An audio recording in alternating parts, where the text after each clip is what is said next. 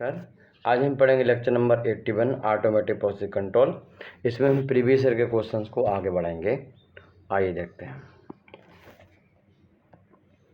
जैसा कि आपको मालूम है कि केमिकल गुरु यानी CG हमारा वो एप्लीकेशन है जिसमें हम केमिकल इंजीनियरिंग के 10 सब्जेक्ट थ्योरी, इसमें क्या होगा, इसमें एवरी टॉपिक की theory plus numerical plus previous year question होते हैं, जिसमें से AP से भी हम पढ़ा रहे हैं। प्लस हम OP गुप्ता के 18 सब्जेक्ट हैं उनको पढ़ाते हैं। प्लस यहाँ पर हम टेस्ट सीरीज आपको प्रोवाइड करते हैं। दूसरा एप्लीकेशन हमारा है IICA नाम से, प्ले स्टोर पर डालोगे आ जाएगा सबसे ऊपर। और यहाँ पर हम क्लास 1 से 12 तक सभी सब्जेक्ट ISSC CBSE बोर्ड के पढ़ाते हैं। इंडिया के टॉप 100 टीचर बहुत सुपर तरीके से यहाँ पर पढ़ाते हैं। और इसके बाद हम आपको यहाँ पर IICA में पढ़ाते हैं का अप्लाइड मैथमेटिक्स में डिप्लोमा के लिए, अप्लाइड मैकेनिक्स और applied math first second third के साथ साथ में फिजिक्स हम पढ़ाते हैं आपको। हमने कोशिश करेंगे कि हम मैकेनिक्स और फिजिक्स इन सब के बहुत अच्छे टीचर, इंडिया के टॉप प्रोफेसर्स को हम यहाँ पर ला सकें और उनसे हम आपको पढ़वाएं, ऐसा हमारा प्रयास रहेगा। फ़िलहाल हम आपको यह पढ़ाएंगे और साथ में जितने भी कंपटीशन अदर हैं उन सब के लिए टीचर यहाँ पर अवेलेबल हैं, उनकी टेस्ट सीरीज अवेलेबल है। Polytechnic entrance exam Uttar Pradesh और बिहार के लिए फ़िलहाल अवेलेबल है और सारी चीज़ों के अवेलेबल हो जाएंगे। हमारा आगे प्रयास है कि हम इंटरनेशनल लैंग्वेज में हम आपको सब्जेक्ट प्रोवाइड कराएं। केमिकल इंजीनियरिंग को हम हिंदी में पढ़ाते हैं इंडियंस के लिए। इसके अलावा अदर कंट्री वाले स्टूडेंट जो डिमांड कर रहे हैं, हम प्रयास कर रहे हैं कि उनके लिए डिफरेंट लैंग्वेज में हम केमिकल इंजीनियरिंग को पढ़ा सकें। Chemical engineering out of India के लिए हम कोशिश करेंगे हम अदर कंट्री के टीचर्स को हम प्रोवाइड करवाएं और केमिकल इंजीनियरिंग आपको हम पढ़ाएं इंग्लिश वर्जन में। अदरवाइज हम बाहर से टीचर को बुलवाएंगे, वो पढ़ाएंगे, अदरवाइज हम पढ़ाएंगे। ठीक है, ये हमारा प्रयास रहेगा। इसके अलावा अगर अदर लैंग्वेज में रिक्वायरमेंट होती है इंग्लिश हिंदी के अलावा, तब हम प्रयास करेंगे। फाइनली हम इंडियन की अदर लैंग्वेज जैसे बांग्ला है, गुजरात है, इन सब में केमिकल इंजीनियरिंग को लॉन्च नहीं करेंगे। ठीक, क्योंकि केमिकल इंजीनियरिंग सिर्फ इंग्लिश में ही है। इसके अलावा अदर कंट्री जो लैंग्वेज हैं इंग्लिश छोड़ के, वो हम प्रोवाइड करवाएंगे। तो ये सब हमारा आगे थोड़ा फ्यूचर प्लान है, थोड़ा सा जल्दी वाला प्लान है, जल्दी कोशिश करेंगे इन सब के लिए। चलिए आज का हम लेक्चर स्टार्ट करते हैं।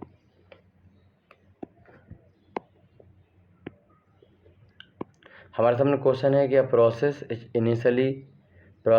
Initially at steady state with its output by equal to 1। ठीक, for an input u equal to 1, कह रहा है कि इनपुट जो था वो कितना था, 1 था। और इस इनपुट यहाँ पर कितना था, इनपुट यहाँ पर 1 था। और कह रहा इनपुट जो था वो 1 था और the input suddenly change, suddenly word use किया गया, मतलब स्टेप इनपुट है और चेंज करके कर दिया गया 1 से 2 कर दिया गया, यानी मैग्नीट्यूड कितना है, 1 का है। अगर 5 से 10 कर देंगे तो इसका मतलब मैग्नीट्यूड कितना दिया, 5 का हमने स्टेप इनपुट दिया है। तो यहाँ 1 से 2 किया है तो हमें XT यहाँ पर 1 है।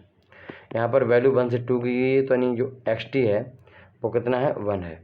सडनली किया गया है यानी स्टेप इनपुट टाइप का है। स्टेप इनपुट है 1 है तो इसका हम अगर लाप्लास लेंगे तो 1/s हो जाएगा।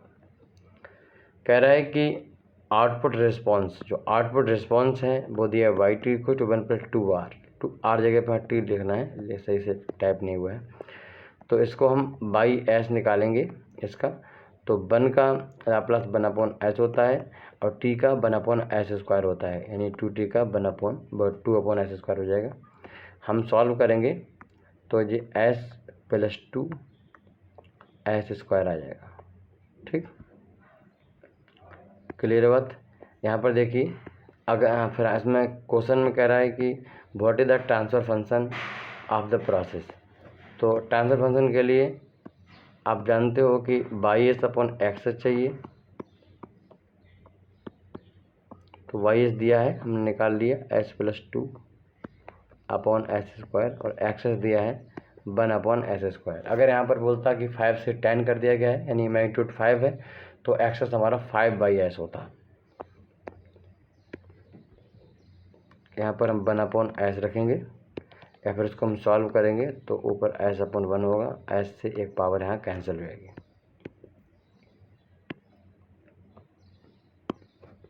तो सॉल्व करने पर ये हो जाएगा हमारा S+2/S। सॉल्व और करिए, 1+2/S, this is the value of GS। तो यहाँ पर हमारा ट्रांसफर फंक्शन आ जाता है 1+2/S, 1+2/S, this is the answer C। चलिए क्वेश्चन करते हैं। क्वेश्चन है the calibration data of thermocouple with its cold junction at 0 centigrade are given below. आप जानते हो कि सीवे के इफेक्ट पे काम करता है थर्मोकपल, और उसमें दो जंक्शन होते हैं, एक कोल्ड जंक्शन होता है, एक हॉट जंक्शन होता है।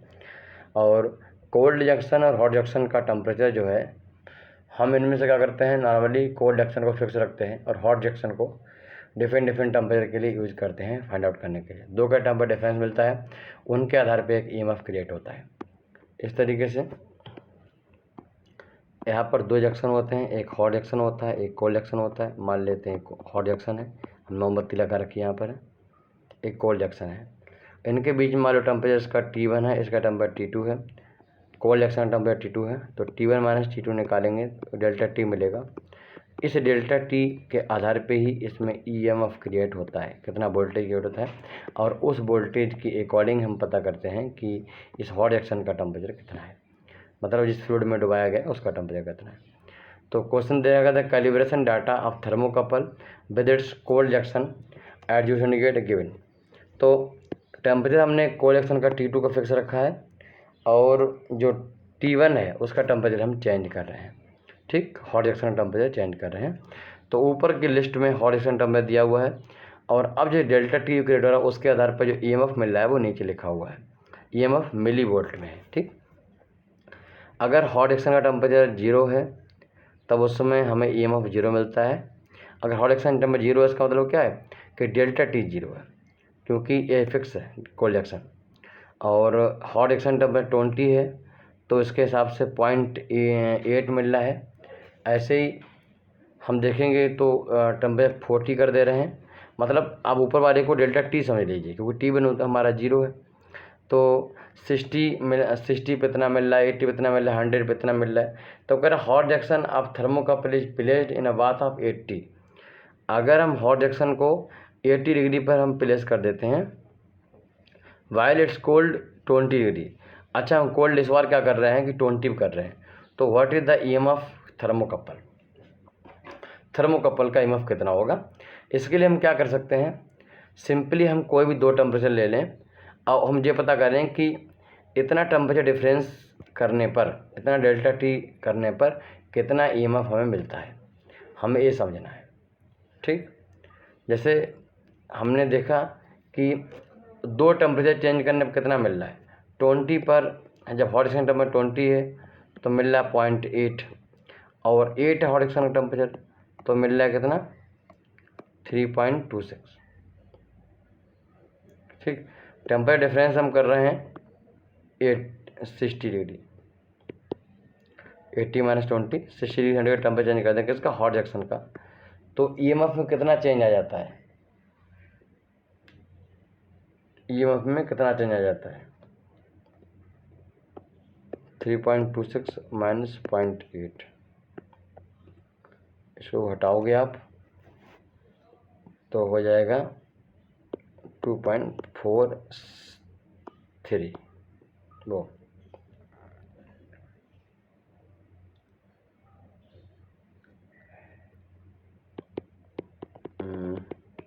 ऐसे देखिए। तो अगर हम बेसिकली क्या है कि हम ये समझें कि कितना टेम्परेचर डिफरेंस हमारे सामने आ रहा है। तो 60-80 डिग्री टेम्परेचर को हॉट का है, और डिफरेंस कितना है से डिफरेंस कितने का, बेसिक क्या मीनिंग है देखो, समझो, सिंपल समझो, डिफ़िकल्ट तरीके से मत समझो।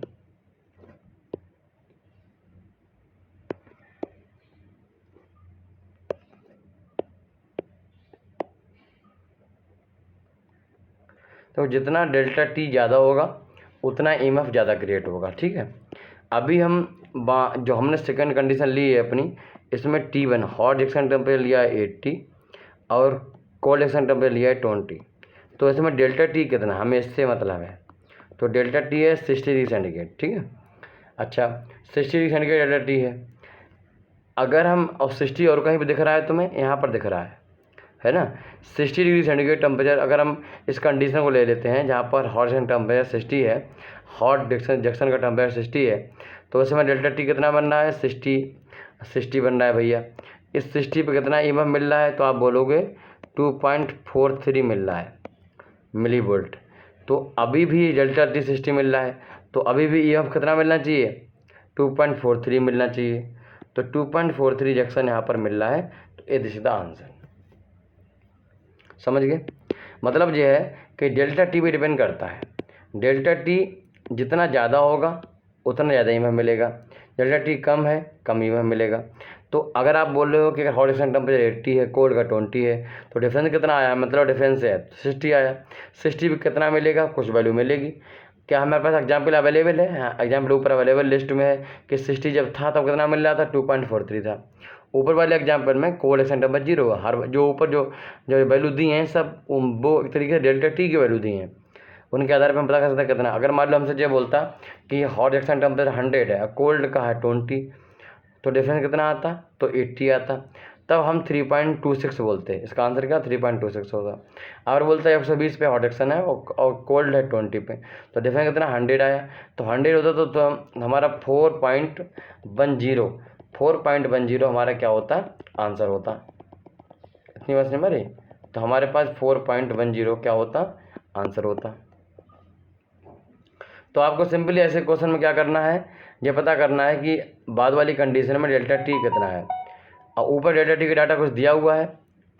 ऐसे ही मान लो हो सकता है इसमें बोलता कि 0 डिग्री सेंटीग्रेड ना है शुरू में, यहाँ पर 0 ना देके 20 दिया होता, तो इसका मतलब डेल्टा टी यहाँ पर 0 पर मुझे मिलता, ये 20 डेल्टा टी मिलता, ये 40 डेल्टा टी मिलता, ये 60 डेल्टा टी मिलता। इस तरीके से क्वेश्चन में बहुत सारे चेंजेस कर सकता है। तो इसका जो राइट आंसर है वो कौन सा है, 2.43। चलिए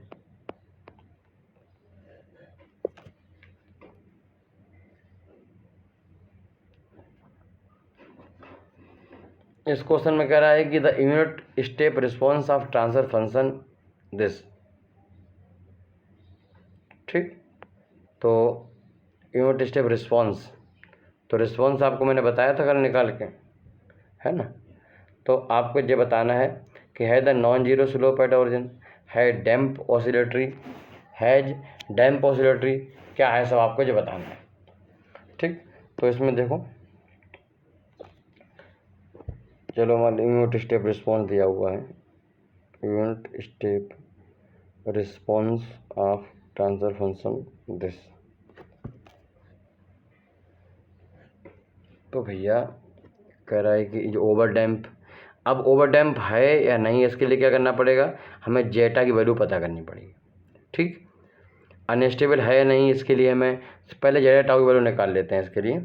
और है डैम्प ऑसिलेटरी कैरेक्टरिस्टिक, डैम्प्ड है, ऑसिलेटरी है, ऑसिलेटरी जेटा की वैल्यू लेस देन 1 है, ओवर डैम्प है जेटा की वैल्यू मोर देन 1 है, high non zero slope at the origin. ये सारी चीज़ पता करने के लिए आपको जेटा टाउ निकाल पड़ेगा।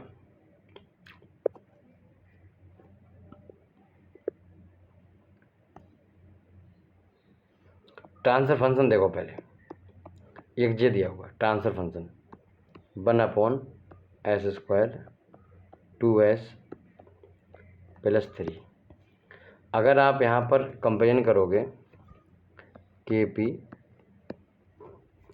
τ² s² 2 जेटा टाउ s +1 से, तो क्या करना पड़ेगा, सबसे पहले पूरी इक्वेशन को 1/3 से डिवाइड करना पड़ेगा। यहाँ पर 1 बनाना ना,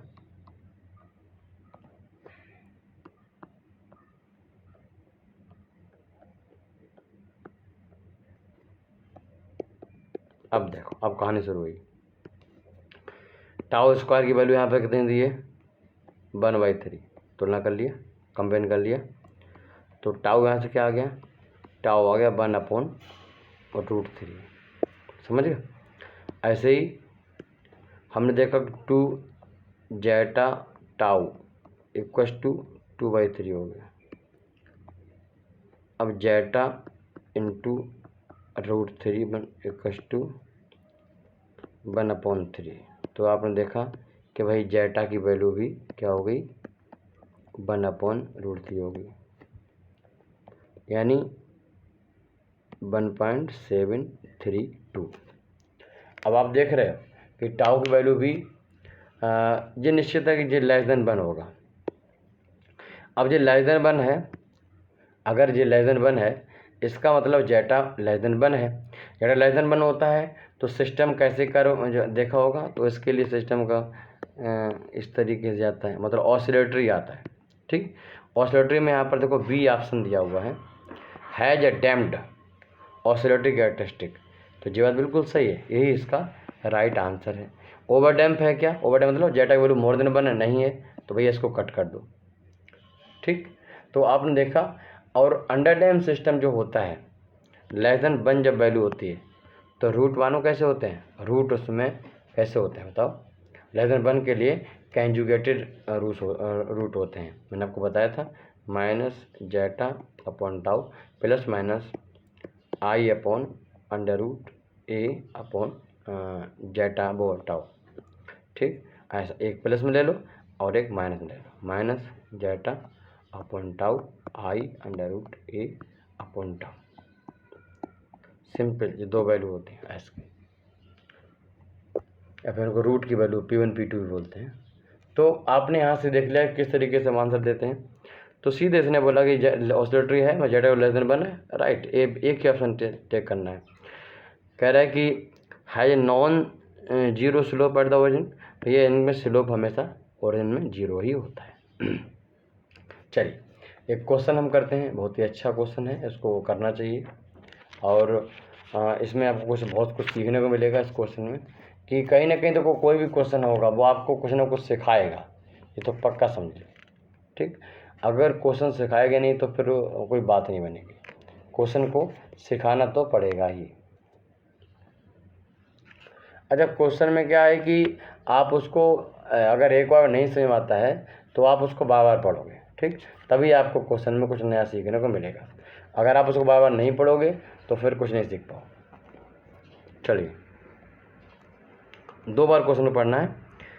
अगर आप डिप्लोमा में हो और बीटेक में हो तो आप क्वेश्चन एक बार पढ़ना है, एटा लिखना है, सॉल्व करना है। ठीक, चलिए the unit impulse response of first order process is given by, unit impulse response of first order process is given by, unit impulse मतलब बाई टी दिया हुआ, रिस्पॉन्स है तो बाई टी है, e की पावर 0.5 टी है। ठीक, unit impulse वाला है, समझ गए।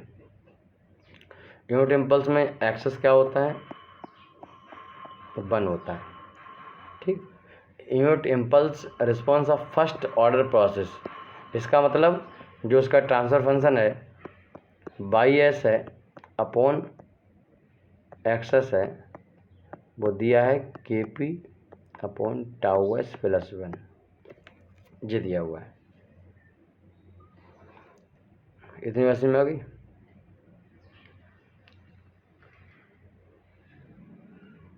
अगर आप यहाँ से ये वैल्यू पुट कर दो इसमें तो YS निकल के आएगा KP upon tau S plus 1, KP tau से डिवाइड कर दो,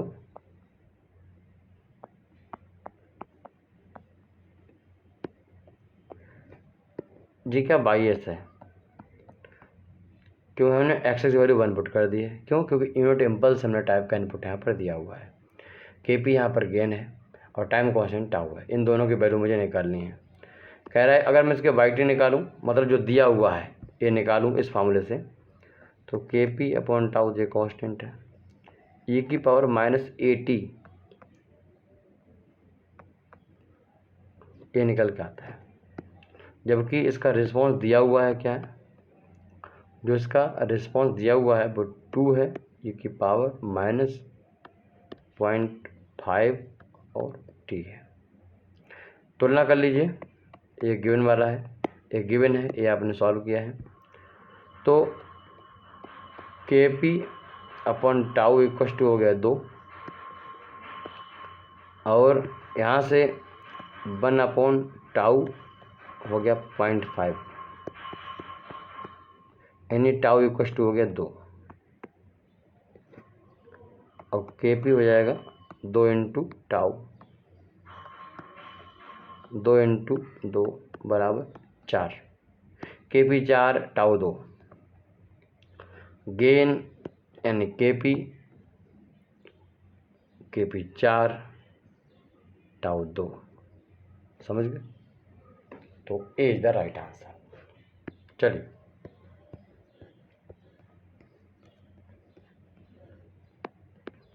चलिए भाई अगला क्वेश्चन देखते हैं। अगला क्वेश्चन है कि यूनिट स्टेप इनपुट बोल रहा है। इसका मतलब 1/s के बारे में बात कर रहा है। Given to a process that represented by transfer function. Transfer function उसका दिया है बाई एस अपॉन एक्सेस या फिर GS, ये दिया हुआ है s+2 और s+5। इसमें जो बोला यूनिट स्टेप रिस्पॉन्स मतलब 1/s है। द इनिशियल वैल्यू t बराबर 0 पर अब the response process step input given. देखो अब इसमें क्या पूछ रहा है, ये पूछ रहा है कि बाई टी की value at t equals to 0 पर पूछ रहा है। तो एक तरीका यह है कि पहले आप बाई टी निकाल लीजिए, इसमें 1/s रखो, फिर उसका आप बस में मैं बोल रहा हूँ दो तरीके हैं। पहला है कि आप इसकी वैल्यू 1/s रखो, फिर बाई आ जाएगा, फिर बाई का इन्वर्स लाप्लास करो तो फंक्शन आएगा, फिर उसमें t बराबर 0 पुट करके आंसर निकालेगा। दूसरा तरीका है इनिशियल वैल्यू थ्योरम से। इनिशियल वैल्यू थ्योरम जो है क्या कहती है कि किसी फंक्शन की वैल्यू 0 पर आपको बाई लेना है, उसमें s से मल्टीप्लाई करनी है और s बराबर इनफाइनाइट रख देना है। चलिए इसी को लगाते हैं हम जल्दी से करने के लिए। s लेता हूँ, बाई एस मुझे कैसे मिलेगा? बाई एस निकालने के लिए ट्रांसफर फंक्शन में हमें एक्सेस से मल्टीप्लाई करनी पड़ेगी, और ट्रांसफर फंक्शन लिखना पड़ेगा s+2 अपॉन s+5,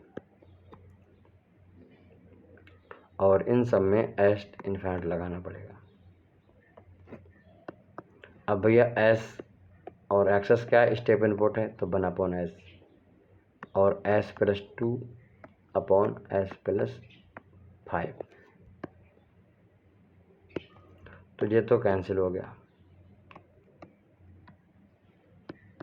हम ऊपर नीचे s से डिवाइड करते हैं, तो s से डिवाइड करेंगे तो 2/s, s/s प्लस 5/s, ये हो जाएगा, और s टेंड्स टू इनफाइनाइट।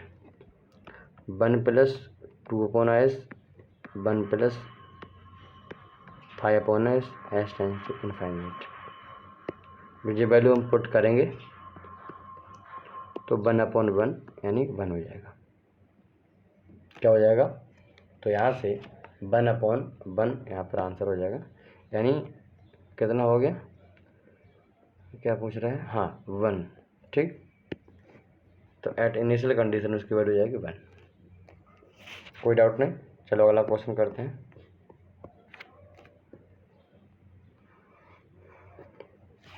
कुछ क्वेश्चन ऐसे हैं जो कि थ्योरेटिकल हैं, आपको आइडिया लगाना है, समझना है। क्वेश्चन है the following diagram shows CSTR with 2 control loops. 2 control loop हैं। जैसे कि आपने देखा हम कैस्केड सिस्टम यूज़ करते थे कि हमने मान लो कोई भी इनपुट यहाँ पर हमने कोई फीड किया मटेरियल, वो यहाँ से आउटपुट हो गया, ठीक। इसका मुझे टेम्परेचर में हमें मेंटेन करना है, इस आउटपुट का वही होगा जो आउटपुट में होगा, ठीक। मिक्सिंग कर रहे हैं ना, इसलिए अब इसको हमने टेम्परेचर मेंटेन किया, TT लिया, TT से हमने कंट्रोल लिया, उस सेट पॉइंट दिया, यहाँ पर जाके इसका मुझे कंट्रोल करना है कंटिन्यू। अब इसका टेम्परेचर कंट्रोल करने के लिए हम क्या कर रहे हैं? स्टीम का फ्लो हम मैनिपुलेटिंग वेरिएबल तौर पर यूज कर रहे हैं, ठीक। स्टीम का एक फ्लो रेट होगा, मान लेता हूँ B1 है वो वॉल्यूमेट्रिक फ्लो रेट। इसी तरीके से फिर इसका लेवल हम कंट्रोल कर रहे हैं। इसका लेवल कंट्रोल करने के लिए हमने क्या किया है कि एक लेवल हमें मतलब इसका हम टेम्परेचर भी कंट्रोल कर रहे हैं, मैनिपुलेटिंग वेरिएबल यहाँ पर स्टीम है, और लेवल कंट्रोल कर रहे हैं, उसके लिए हम यहाँ पर इसको छेड़ रहे हैं प्रोडक्ट का फ्लो रेट को। तो flowing diagram show the CSTR with two control loop a liquid phase endothermic reaction. Liquid phase endothermic reaction तो हमें फ्लो रेट बढ़ाना पड़ेगा स्टीम का, तो रिएक्शन अच्छी होगी। Taking place in CSTR and system is initially at steady state, assume that the change in the physical property of the system are negligible। TC यहाँ पर टेम्परेचर कंट्रोल है, LC level control है, TT temperature transmitter है, LT level transmitter है, B1 B2 control valve है। ये दोनों control valve है, ठीक, फ्लो रेट नहीं है। Which one of the following statement is true, कौन सा स्टेटमेंट ट्रू होगा?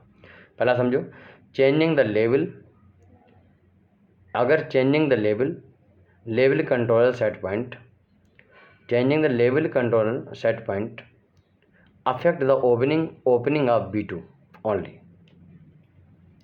कहने का मतलब कह रहा है कि अगर हम लेवल कंट्रोल का सेट पॉइंट यानी LSP इसको चेंज करते हैं, ठीक, इसका मतलब क्या है कि लेवल कम होगा या ज़्यादा होगा, अंदर का माल जो है वो कम होगा या ज़्यादा होगा, ठीक। ऐसा कम ज़्यादा होने से ओनली अफेक्ट द B2, सिर्फ B2 अफेक्ट करेगा। मतलब बात समझे ना, अगर हम इसका लेवल कम ज़्यादा करेंगे, अंदर का लेवल कम ज़्यादा होगा, उससे क्या होगा, कम ज़्यादा होने के लिए फिर से अब ये तो समझ में आता है कि भाई अगर हमें लेवल को बढ़ाना है तो B2 तो अफेक्ट होगा ही होगा, B2 अफेक्ट तो होगा ही होगा, ये तो बात सही है। बट अंदर का लेवल जब बढ़ेगा, अंदर का लेवल क्या होगा, जब बढ़ेगा तो फिर हमें क्या करना पड़ेगा, लेवल बढ़ेगा तो हमें उसका टेम्परेचर थोड़ा ज़्यादा बढ़ाना पड़ेगा, तब रिएक्शन फास्ट होगी, क्योंकि एंडोथर्मिक रिएक्शन है, तो हमें स्टीम का फ्लो बढ़ाना पड़ेगा, तो भाई B1 भी तो इफेक्टेड होगा। तो अगर लेवल हम यहाँ से SP चेंज करते हैं तो उसकी वजह से मेरे प्यारे मित्र B1 भी इफेक्ट होगा और B2 भी इफेक्ट होगा। पहला ऑप्शन दिया है कि ओनली B2 इफेक्ट होगा, तो ये गलत है, इसलिए ये तो ऑप्शन नहीं होगा। अगला देखते हैं, changing the temperature control set point. अच्छा, अब इसको चेंज करेंगे, अगर हम इसको चेंज करेंगे, ठीक, तो उससे क्या होगा, जब इसको चेंज करेंगे हम तो उसके हिसाब से स्टीम का फ्लो कम ज़्यादा होगा, स्टीम का फ्लो कम ज़्यादा होगा। ध्यान दो, स्टीम का फ्लो, जब स्टीम उसमें ओपनली नहीं खुली हुई है, स्टीम इसमें बाद में कंडेंसेट बाहर निकल रहा है, तो उसकी वजह से लेवल घटेगा बढ़ेगा नहीं। तो कह रहा है changing temperature controller set point affected the opening of B2 से कोई मतलब नहीं कि हम इसको स्टीम का फ्लो, हम एनर्जी चेंज कर रहे हैं, अंदर वो एनर्जी कम ज़्यादा कर रहा है, उससे क्या होगा, ध्यान दो, मैंने बोला अगर हम TSP चेंज करेंगे दूसरे ऑप्शन में तो उससे सिर्फ और सिर्फ स्टीम का फ्लो रेट चेंज होगा, ज़्यादा कम होगा, उससे अंदर का एनर्जी कम ज़्यादा होगा, मास तो बढ़ेगा नहीं, ठीक है, तो लेवल बढ़ने वाला है नहीं, ना लेवल बढ़ेगा ना घटेगा, तो B2 हमारा काम नहीं करेगा। तो इसमें कह रहा है कि changing the temperature control set point affect the opening of B2 affected नहीं होगा, तो ये भी गलत बात बोली। तीसरा ऑप्शन देखो, changing in temperature of controller set point affect opening both B1 and B2। अब एक बार समझो, अगर हम TSP चेंज करेंगे, टेम्परेचर चेंज करेंगे, तो टेम्परेचर के लिए बाल्ब खुलेगा, कम ज़्यादा होगा, उससे लेवल तो बढ़ेगा ना घटेगा, तो B1 तो चेंज होगा, B2 चेंज नहीं होगा। क्लियर है बात? तो ये भैया बात आपकी गलत हो गई, बात समझ मेरी। अब सुनो, हम डिस्कस कर चुके हैं कि तो तीसरा ऑप्शन भी गलत हो गया। अगर हम लेवल को डिस्टर्ब करेंगे मेरे प्यारे, तब दोनों B1 B2 डिस्टर्ब होंगे। Changing the level control set point affect opening B1 B2 both, ये बात बिल्कुल सही है, समझ गए। तो ये वाली बात हम पहले डिस्कस कर चुके थे, तो D is the right answer. तो ऐसा बहुत अच्छा क्वेश्चन है जो दिमाग लगा सकते हो अपना, मज़ा आया होगा। फिर मिलते हैं, नमस्कार, अपना ध्यान रखिए। हमारे दोनों एप्लीकेशन डाउनलोड कर लीजिए, IICA और केमिकल गुरु। केमिकल गुरु बहुत ही सुपर तरीके से हम आप केमिकल इंजीनियरिंग पढ़ाने वाले हैं। आउट ऑफ इंडिया के स्टूडेंट, चाहे वो चाइना के हों फिर अदर कंट्री को, उनकी डिमांड के आधार पर हम आगे कोशिश करेंगे कि हम उनको अदर डिफरेंट लैंग्वेज में भी केमिकल इंजीनियरिंग को शुरू करवा सकें, ठीक है। प्लीज़। तो थोड़े दिन के लिए आप परेशान मत होइए। मगर देखो, चाइनीज़ स्टूडेंट, अदर स्टूडेंट मेरे पास उतने ज़्यादा नहीं है, कम है। तो आपसे रिक्वेस्ट करेंगे, थोड़ा माहौल बनाइए अपने फ्रेंड्स में और उनको करिएगा। ठीक, चलिए, नमस्कार।